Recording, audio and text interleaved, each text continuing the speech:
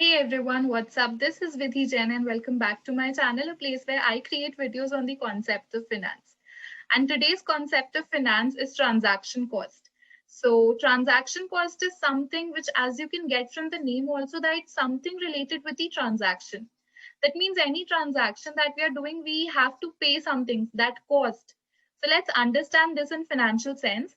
But to understand the term broadly, let's suppose you want to buy a car. Now, to buy this car, you'll have to go to a car showroom. And because this showroom is a bit far from your place where you put up, you'll have to either spend something on the taxis, cabs, rickshaws, and all the other sources that you would refer to.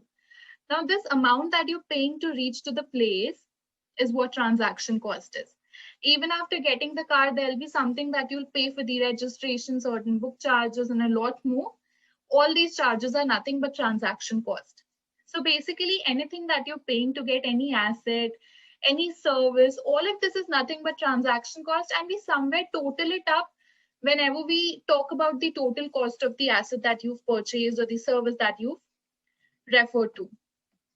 So here, transaction costs are expenses incurred when buying or selling a good or a service. So like I said, if you want to buy a car, any fare charges that you're incurring, any registration charges, which are apart from the cost of the car, these are what transaction costs are.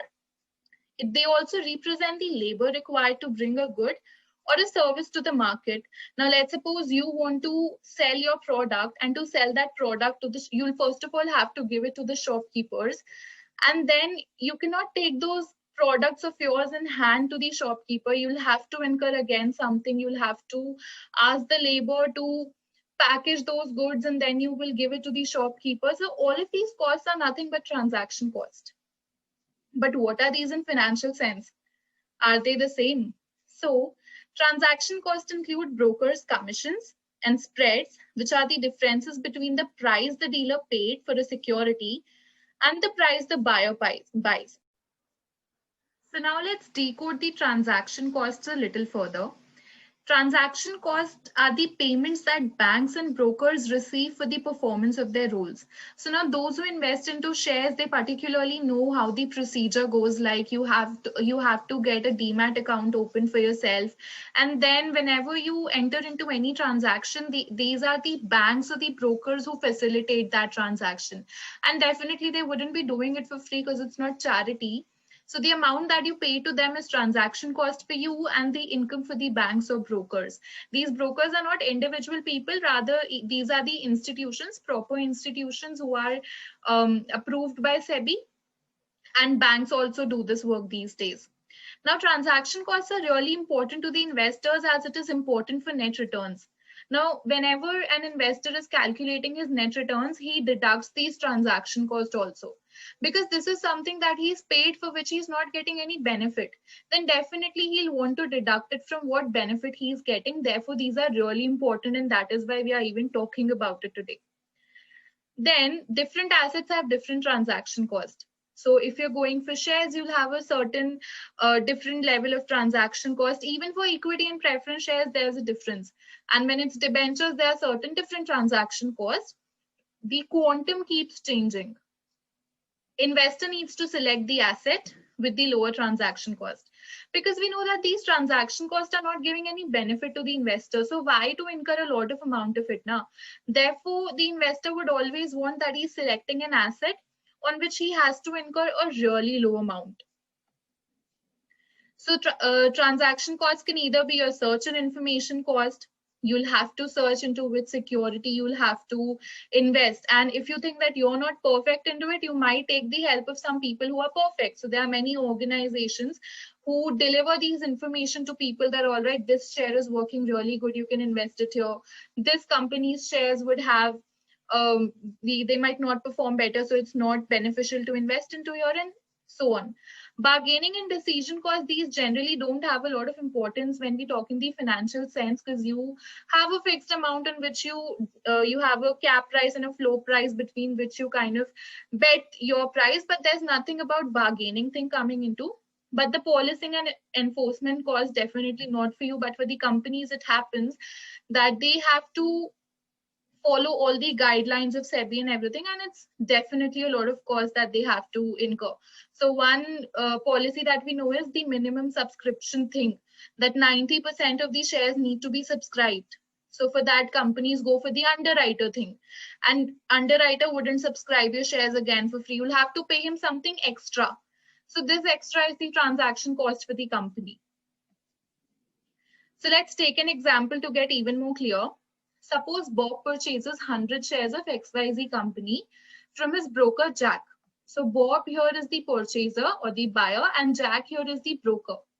He pays $200 for these shares at $2 per share. That means per share value is $2 that he is getting for. The total amount would be $200 definitely. But Jack is charging a $20 brokerage commission too from Bob, because Jack is not doing that facilitation thing for free. Now, what's the total cost that Bob is incurring? He has to incur $200 plus $20, which is $220. Now, this $20 is not giving him any benefit, but he'll still have to put in, otherwise he will not even get these $200 shares. So now this is what transaction cost is, and this is how it works. So now a healthy and a vibrant economy, it requires a financial system that moves funds from people who save to the people who have productive investment opportunities. So basically we are saying that transaction cost, even if these are like these sunk cost or something for which you're not getting any benefit, these are still important, because if you think that you'll have to pay an extra cost and you think that you'll not invest, what will happen to the economy? It's important for an economy to flourish to have good capital structure and good capital markets. A proper financial system makes sure that the hard-earned savings of people get channelized or channeled to the productive investors. And this is what the brokers do. So brokers not just do the facilitation thing, but they also keep providing you with certain information that investing in this company would be better and investing in this company would be better, so that your hard-earned money is not going into trash. But transaction cost is definitely a major problem, especially for small investors. So in our case, like we had Bob, he was paying $20 extra. That means 10% straight away extra. And why would he want to do that? So Bob would think, all right, let it be. I'll get an FD done of $200 instead of investing into 2 shares.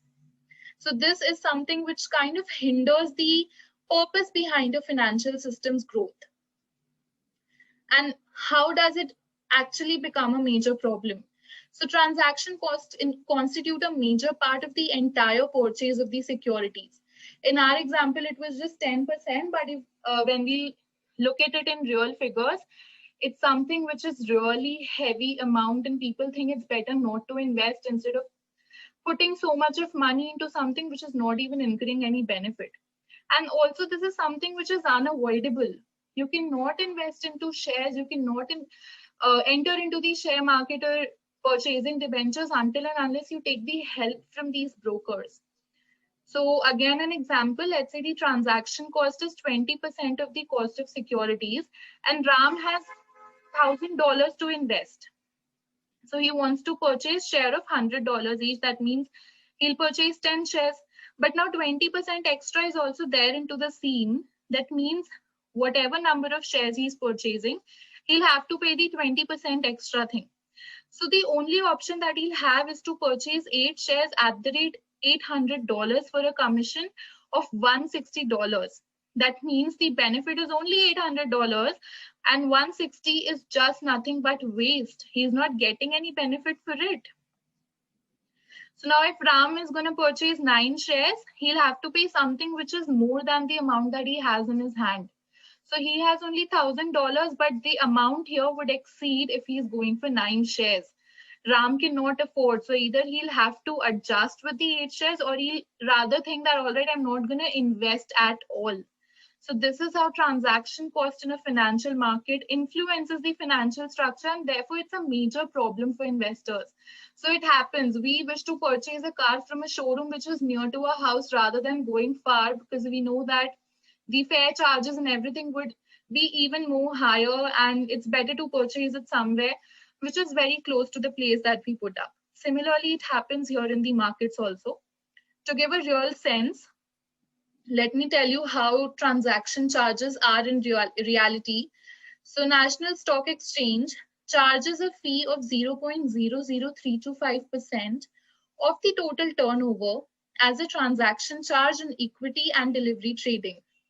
On the other hand, Bombay Stock Exchange or BSE charges a fee of 0.003% of total turnover as transaction charges in equity and delivery trading. Now, these might seem very small figures to us, but the quantum of amount that you're investing, this thing keeps increasing and it's something which forms a major part. That is why people think of not investing directly into the share markets or into the financial markets. That is why people are referring these days to mutual funds and so on. They are on such a rise. For derivatives trading, we know derivatives, we have options and futures.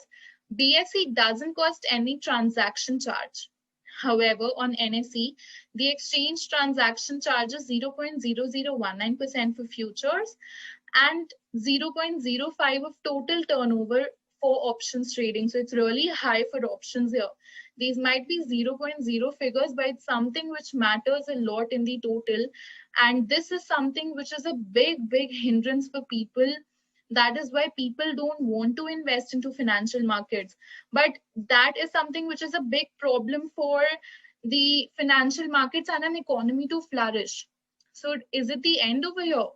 No, there are definitely solutions which are coming up to tackle these transaction charges, these transaction costs, or these sunk costs, or the waste costs that people are incurring. So to know what are the solutions to get rid of these transaction costs, you will have to wait for my next video. This was it from my side on the topic transaction cost. Thank you so much for reaching till here. I'll see you next time. Bye.